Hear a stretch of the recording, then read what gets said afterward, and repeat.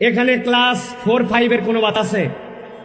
আসো, একজন আমার কাছে আসো, যে কোনো একজন। তুমি ক্লাস 5-এ আসো, উপরে আসো, স্যান্ডেল পরে চলে আসো, তুমি আমার কাছে আসো। তোমাকে আমি একটা জিনিস দেখাবো, আল্লাহর কৃতজ্ঞ কিভাবে হতে হয়, এটা তোমাদের সারা জীবনের জন্য মনে রাখতে হবে। এদিকে আসো। তোমার নাম কি? আসিফ শিকদার। এদিকে হাত দেখি, হাতেটাকে ভাঁজ করো। ভাঁজ করছো?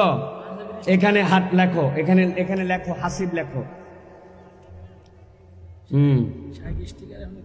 হ্যাঁ, পাঞ্জাবির স্টিকার তোমার হাসিব, ঠিক আছে, এইটুকু হলে হবে। হ্যাঁ, হাসিব শিকদার লিখছো না?